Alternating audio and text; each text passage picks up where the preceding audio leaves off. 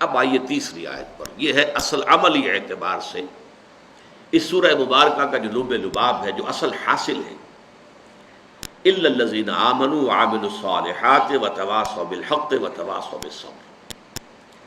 اس سے پہلے کہ ہم ان چار چیزوں پر علیحدہ علیحدہ گفتگو کریں، پہلے اس جملے کو اپنی نگاہوں کے سامنے لکھ لیجئے، اپنے تخیل کے اندر، والعصر ان الانسان لفی خسر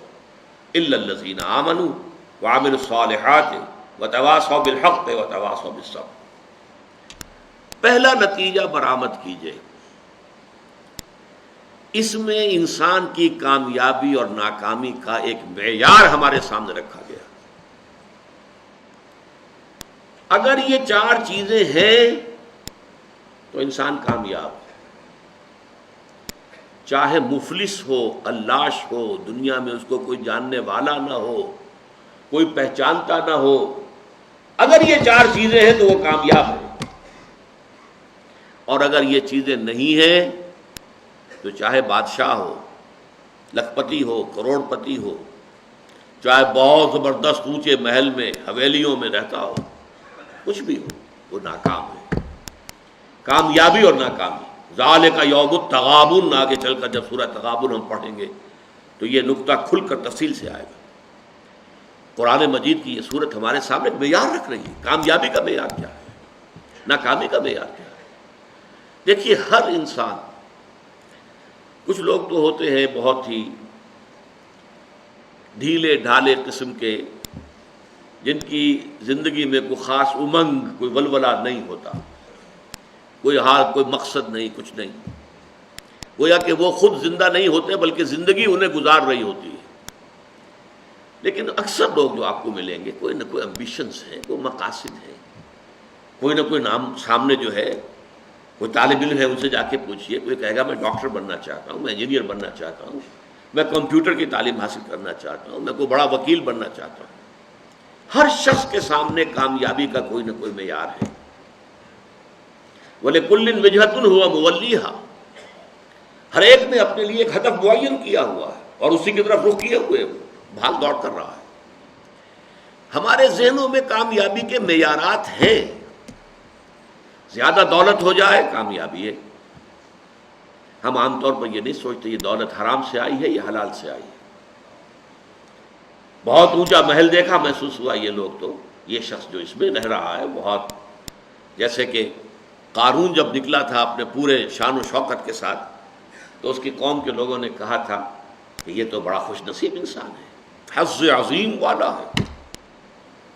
لیکن جب پھر وہ دھسا دیا گیا زمین میں تو انہوں نے کہا کہ ہاں،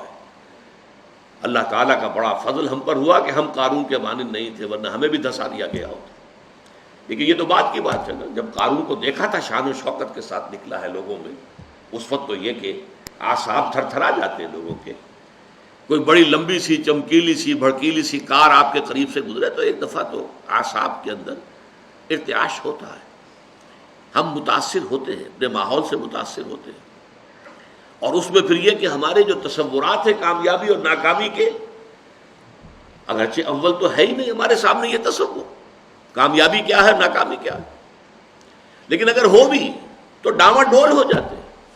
ہم متاثر ہو جاتے ہیں، اس ماحول کا اثر لیتے ہیں، قبول کرتے ہیں، ہمارے اپنے اس ہدف کے ہوتے ہیں۔ تو پہلی بات تو یہ کہ کامیابی ان چار چیزوں کے حوالے سے ہے، یہ ہے تو چاہے کوئی غریب ہے۔ حضور نے فرمایا کچھ لوگ ایسے بھی ہوتے ہیں جو کسی محفل میں بار نہیں پا سکتے، کہیں وہ سفارش نہیں کر سکتے، ان کی یہ حیثیت ہی نہیں کہ کہیں جا کر سفارش کریں، کوئی انہیں رشتہ دینے کو تیار نہیں ہوتا، غریب ہے، مفلس ہے، خلاش ہے، کوئی حیثیت نہیں ہے۔ لیکن اللہ کی نگاہوں میں ان کا مقام وہ ہے کہ اگر وہ کہیں بھولے سے بھی کوئی قسم کھا بیٹھے تو اللہ تعالیٰ ان کے قسم کی لاج رکھے گا۔ مفلس ہونا، خلاش ہونا، گمنام ہونا، اس میں کوئی حرج نہیں،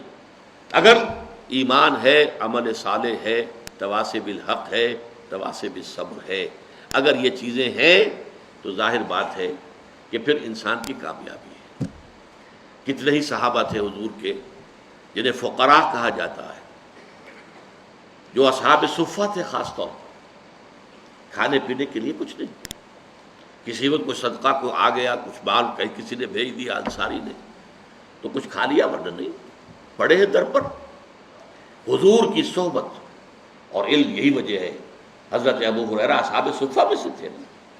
حالانکہ سن 7 ہجری میں ایمان لائے ہیں، گویا کہ حضور کے ساتھ ان کی رفاقت جو ہے زیادہ سے زیادہ 3 برس کی بنتی ہے، 4 برس کی بنتی ہے، اس سے زیادہ نہیں، لیکن سب سے زیادہ کثیر تعداد میں احادیث انہی سے مروی ہے۔ 24 گھنٹے بھی وہی پڑے،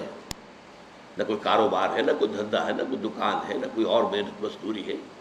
اور وہ فرماتے ہیں خود کہ بسا اوقات ایسا ہوتا تھا کہ کئی وقت کے فاقے کی وجہ سے مجھ پہ بے ہوشی طاری ہو جاتی تھی، تو لوگ آتے تھے اور میری گردن پر اپنا پاؤں رکھتے تھے، وہ سمجھتے تھے کہ اسے مرگی کا دورہ پڑا ہے، حالانکہ مجھے بے ہوشی ہوتی تھی فاقے کی وجہ سے، یہ کیفیت تھی۔ لیکن کیا وہ ناکام تھے؟ نہیں۔ کامیابی اور ناکامی کا فرعون وہ کامیاب نہیں تھا، ناکام تھا، نمرود کامیاب نہیں تھا، ناکام تھا، قارون کامیاب نہیں تھا، ناکام تھا۔ گویا کہ کامیابی کا معاملہ دولت سے، جائیداد سے، دنیاوی وجاہت سے، دنیاوی اقتدار سے، کسی شے سے متعلق نہیں ہے۔ کامیابی کا تعلق اگر ہے تو وہ ایمان اور عمل صالح اور تواصی بالحق اور تواصی بالصبر سے۔